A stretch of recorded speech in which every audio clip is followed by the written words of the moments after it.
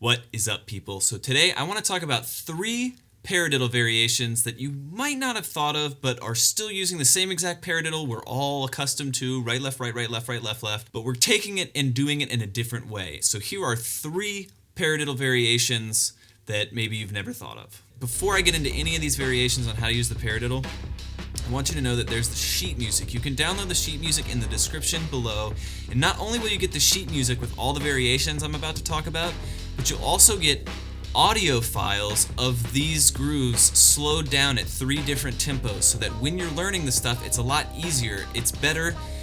Reading stuff on paper is great, it's really good for the brain, but reading stuff on paper while you can hear it is even better. So whether or not you can read music, I encourage you, go to the link in the description, download the audio files and the sheet music so you can learn these variations too. So the reason I'm talking about the paradiddle today is I had my buddy Seamus from DrumGab. He reached out to me and said, hey, I'm doing this paradiddle challenge, which you can find out more over on his Instagram page, but he's doing this paradiddle challenge, and he said, I'd love it if you could make a video that kind of shows how to use a paradiddle in some newer ways. I actually have an entire ebook and video masterclass on my website about this, which I'll put in the link description. But what a lot of us do is say, I'm bored with my playing, let me go get a new fill. So we go to YouTube, we look up a fill, we learn that fill, and we say, okay, cool, and then we move on. But what we don't do is say, okay, I know that fill, now what else can I do with this fill? Usually we just play it verbatim, note for note, exactly in the same subdivision, the same orchestration. So we usually just keep it all the same. And that's great, that works, but we're not maximizing that fill. That fill can be used in a billion different ways if we just kind of dug into it and started getting creative with it. So that's what we're here to do today, is take the paradiddle, which is right, left, left, left. I'll play it for you now.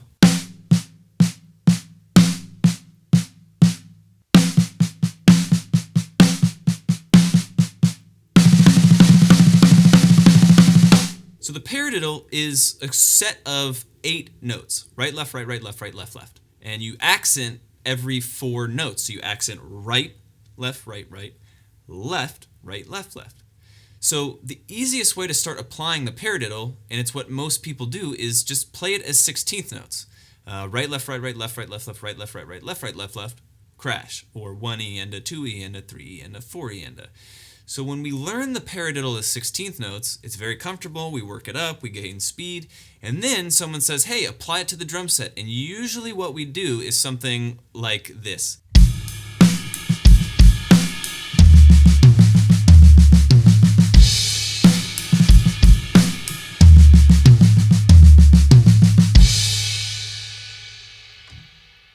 None of that stuff is wrong, but I personally think it's a little predictable, which makes it a little boring.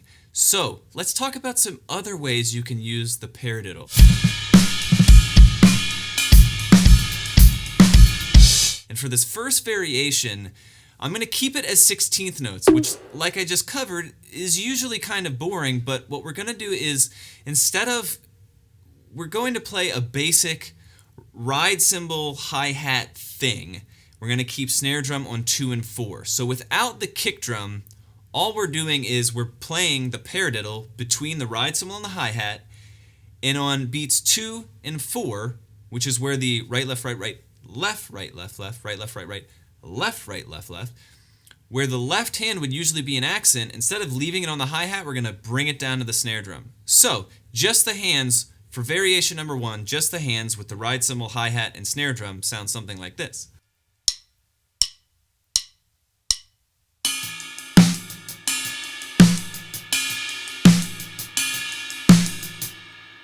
So that's a lot like that hi-hat groove I played that's kind of predictable, kind of boring. So what we're going to do is, and make sure you get the sheet music because this will make a lot more sense if you're looking at it, but what we're going to do is we're going to add in the kick drum, and we're going to displace the kick drum by 1/16th note.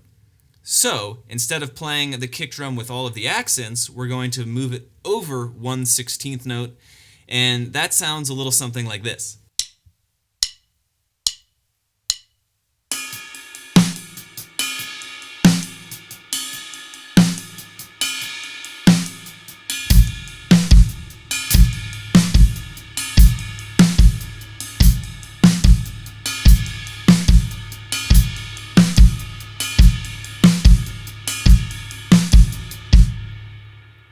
pretty crazy. That's going to take a while for you to gain confidence in that, to make sure that the kick drum isn't wavering, but all you're doing is taking those kick drums and scooting them over a 16th note.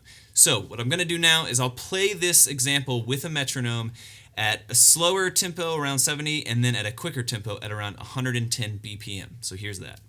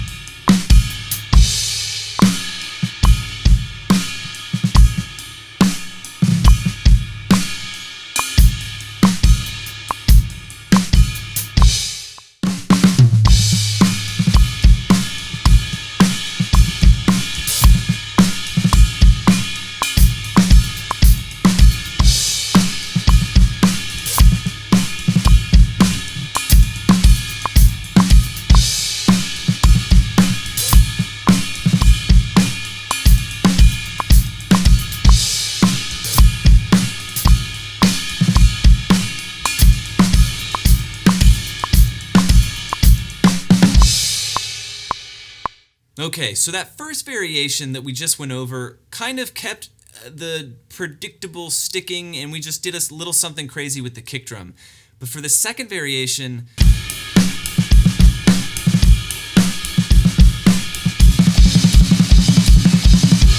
what I'm going to do, and this is something I'm a huge fan of, is instead of leaving it in its 16th notes like we usually feel paradiddles, we're going to take them to 16th note triplets. So 16th notes are when you subdivide a quarter note by 4, and 16th note triplets are when you subdivide a quarter note by 6. So since the paradiddle is a sticking of 4 notes, but now every quarter note we have a group of 6, we're going to have a couple of notes left over. In the paradiddle, I love using it as 16th note triplets because 4 turns around kind of funny when you're playing it in groups of 6. It actually takes 3 groups of 4 notes to play 2 16th note triplets. So in a measure of 4/4, if you have 4 16th note triplets, you're going to have 6 groups of paradiddles in those triplets. Get the sheet music. It's going to make much more sense, and I'm probably putting it on the screen somewhere, but it's a little math heavy. But really all we're going to do is we're going to play a paradiddle as 16th note triplets. And instead of leaving it all in the snare drum, we're going to move the accents. We're going to move the right accent to the ride cymbal and the left accent to the crash cymbal. And then with those accents, we're going to add a kick drum. So it's not a difficult concept when you take it into consideration of just playing it by itself, which I'll do now.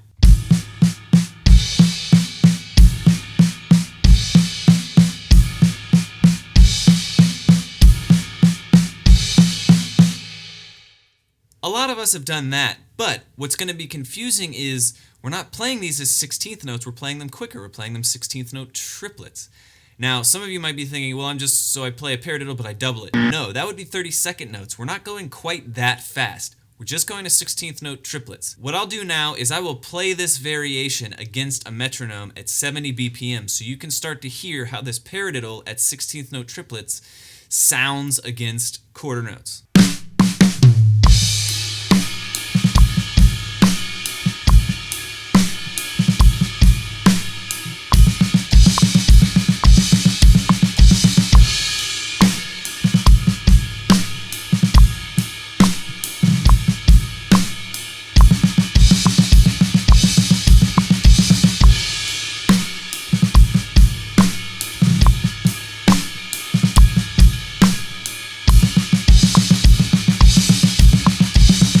Now that you have that in your ear, here it is at a quicker tempo of 110 BPM, and you can really start to hear how this gets a little crazy. And the reason I love this is because we're not doing something that different than we usually do.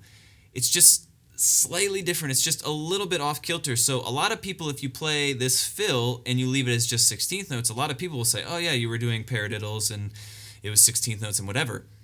It'll be a little boring. It'll be a little predictable. But if you played a 16th note triplets, there's a much higher likelihood that someone will walk up to you and say, hey, what was that thing that was really cool. What was that thing you did?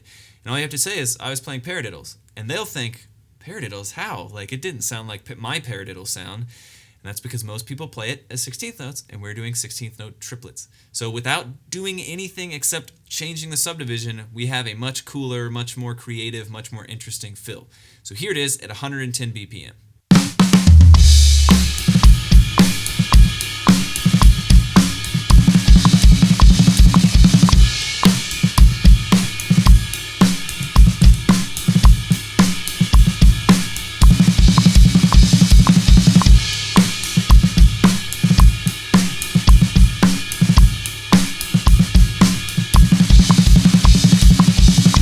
Made it through the first variation where we took the paradiddle and we just messed around with the kick drum, made the 16th note subdivision a little more interesting. And then the second variation, we moved it to a new subdivision, which made it more interesting, but it was still pretty easy. But for this third variation, it's going to get a little weird, it's going to get a little crazy.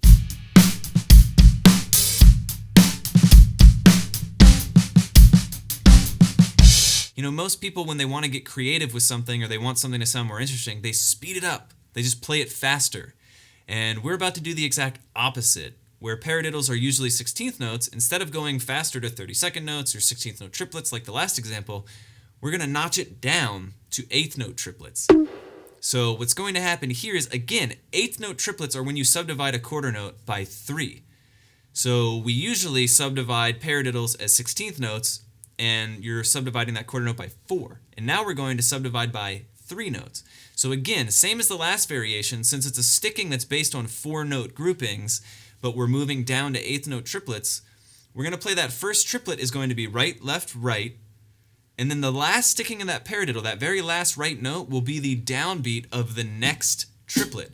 So again, get the sheet music. It'll make sense when you can see this all line up. Most people, when they would play this, they would leave their hands hi-hat, snare drum, because that's how we most naturally play things. But what we're going to do is we're very simply just going to play paradiddles as 8th note triplets using kick with the accents, but instead of leaving our right hand like we usually would on the hi-hat and left hand on snare drum, we're going to switch those.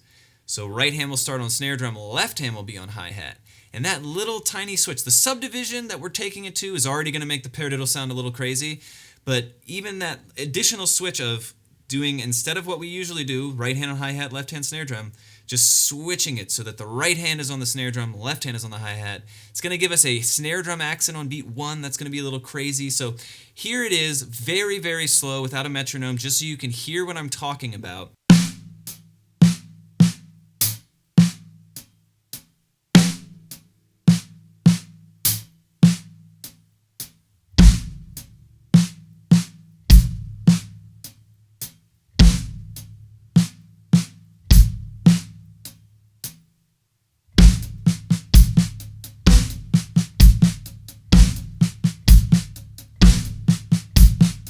So again, all we're doing is taking a paradiddle, right hand is on the snare drum, playing the accents and the ghost notes, left hand is on the hi-hat, kick drum plays with the accents. But I can almost guarantee that while I was playing that, you started hearing it as 16th notes or 8th notes, and it's 8th note triplets. So I'll play you the example against a metronome so you can hear how this starts to get a little weird. So here it is, here's variation number 3.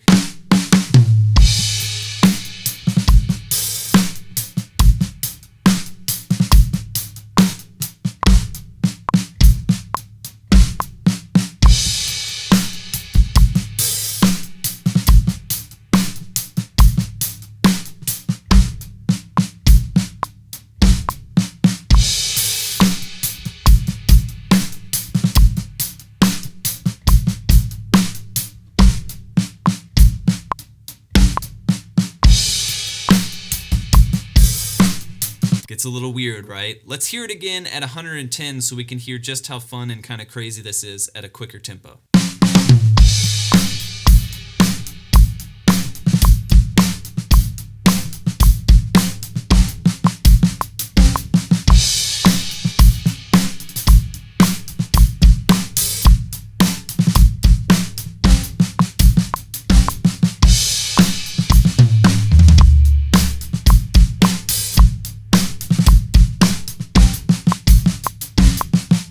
Okay, so there are 3 variations, and I have a little bonus variation. I'm not going to go into too much detail with this, but really all you're doing is you're playing the exact same thing you just played, but you're moving the kick drum. And this is going to be a little more advanced because this is a paradiddle, but almost not, because the kick drum moving really changes things. So check out that sheet music, get the audio file so you can break this down. But here's this very last little bonus variation at 70 BPM and 110 BPM. This is fun. It's not even sounding like a paradiddle anymore, which is really exciting because it still is a paradiddle. We've just changed the kick drum around. We've changed the subdivision. So let's check this out.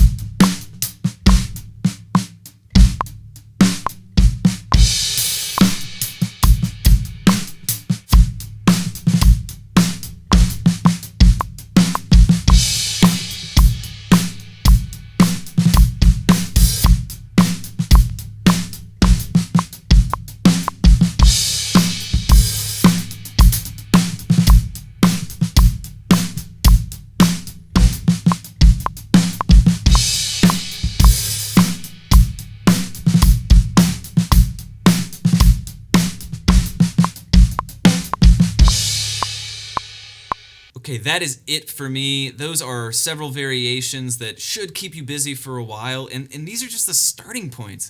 Now that you've kind of seen that when you tweak the subdivision, you tweak the kick drum, all that stuff, make it your own. Make some variations that, you think of. I'd love to see them. If you're on Instagram, tag me on Instagram, @TimBuell. I would love to see the variations you come up with. If you have questions, send me an email, timbuellmusic@gmail. I want to interact. These are not just so that you can watch this and be entertained or whatever, although I hope you are. But what I really hope is that you print out this sheet music, you get the audio files, and you dig into this in your practice, because this is a principle you can take to anything.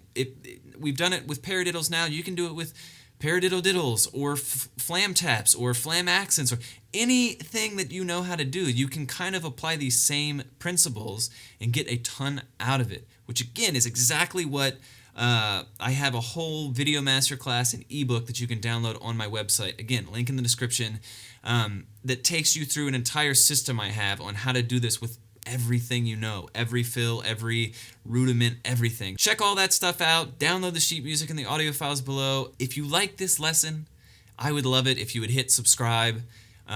It's a huge deal to me that, so many of you have started following me. It's only growing. You guys have been so encouraging. So hit subscribe if you enjoyed this. Hit me in the comments if you have questions, or you say, oh, this is so cool. Let me know what you love doing with a paradiddle. If I didn't talk about it here, tell me what you love doing with a paradiddle. If I did talk about it, but you have questions or whatever, hit me in the comments. Just go in the comments. I'm there. I try to respond to as many as I can.